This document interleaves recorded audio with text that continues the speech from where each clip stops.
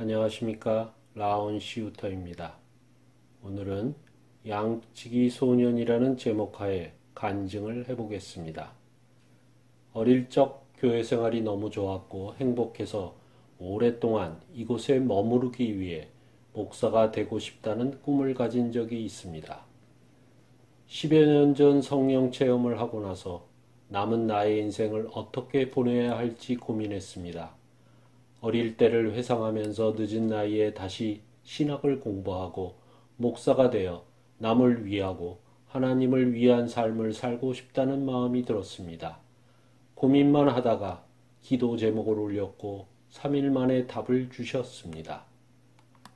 도대체 목사가 되려는 이유가 무엇이냐? 다른 사람에게 인정받으려고 하느냐? 하나님의 사람이 된다는 것에 목사가 충분 필요 조건이냐? 타이틀이 있어야만 선한 일을 한다고 누가 얘기하였느냐와 같은 음성 내지는 생각이 무심결에 떠올랐습니다. 그래서 성경 속의 목사와 목자에 대한 부분을 반복해서 묵상했습니다. 원래 성경에는 목사라는 말이 없습니다. 에베소서에 나와 있는 것은 영어를 번역하면서 생긴 오류라는 것을 알게 되었습니다. 그리고 만인 제사장이라는 루터의 생각이 예수의 제자인 베드로의 고백에서 비롯된 철저히 성경에 입각한 것이라는 진리를 알게 되었습니다. 그래서 평신도 교회, 가정교회에 대해 더욱 공부하게 되었고 전 세계에 이런 공동체들이 작지만 홀로서기를 하고 있다는 놀라운 사실에 직면했습니다. 나는 현재의 목사들을 다 부정하는 것은 아닙니다. 목사지만 평신도처럼 교회를 수평적으로 운영하고 예수님을 교회의 머리로 세운다면 가정교회의 정체성을 가진다고 말할 수 있겠습니다. 다른 나라의 평신도 공동체 안에는 목사가 있습니다. 단지 목사라 불러짐을 내려놓고 브라더로 호칭하고 말씀 나눔의 사역을 합니다. 권위도 없고 월급도 없습니다.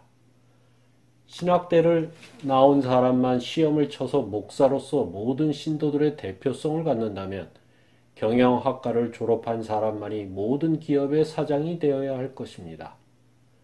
가끔 유튜버의 목사지만 택배기사 또는 목수 또는 식당 운영자로서 가족의 생활을 책임지면서 투잡을 하는 분들을 접하게 됩니다. 진정으로 주님을 만났다면 아마도 남들 위에 서고 높은 자리에 앉아 나를 따르라는 행위를 하지 못할 것입니다. 미국에서도 보수 없이 말씀 사역을 하고 다른 일을 통해 생계를 유지하는 목사이지만 목사가 아닌 분들이 늘어나고 있습니다. 바울이 늙어서도 천막을 만들며 사역했듯이 말입니다. 우리의 대장은 주님인데 내가 대장 밑에서 부대장이라 하면서 보이지 않는 대장을 갈아치우는 상황이 되는 것은 우리의 본능과 욕심에 기인할 수밖에 없습니다. 아무리 순수한 열정으로 시작한 신앙이라 하더라도 권력, 명예, 돈 앞에서 변질될 수밖에 없게 되는 것이 현실입니다. 한국기독교연합회에서는 6개월만 공부하면 목사 자격증을 준다고 합니다. 온라인 속성 신학대도 생겼습니다. 인가받은 신학대를 졸업한 목사의 비중이 40%도 안 된다는 뉴스가 있습니다. 하나님이 아닌 사람이 사람에게 당신만이 주의 종입니다 라고 명명할 수 있는 것일까?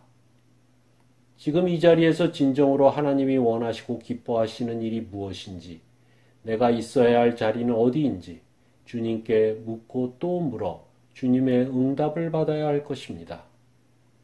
저는 지금 주님께 감사드립니다. 만약 10년 전 다른 사람에게 인정받는 사역을 위해 목사가 되었다면 학점 이수를 위해 잘못된 신앙관을 받아들여야 하고 고생하였단 학위에 대한 대가를 보상받기 위해 내 생각이 하나님 뜻보다 먼저 작용했을 것입니다. 그리고 혈육된 가족의 세상적 행복만을 생각하면서도 많은 성도들을 위한다는 위선적 행동을 하는 유혹에 많은 양심적 갈등을 했을 것입니다. 목사 불인정은 하나님의 율법을 거부한다는 다른 사람들의 비난은 저를 슬프게 하지만 좁은 길은 힘들고 남이 가지 않는 길이기에 주님이 허락하신 고난의 길을 뜻을 같이 하는 소수의 예배자들과 함께 가는 지금 이 순간이 이중적 삶을 사는 것보다는 훨씬 평안함을 느낍니다. 그리고 목자이신 예수님을 따라가는 양치기 소년으로 살고자 하는 모든 이들에게 하나님의 사랑과 은혜가 함께 하기를 기도합니다. 아멘.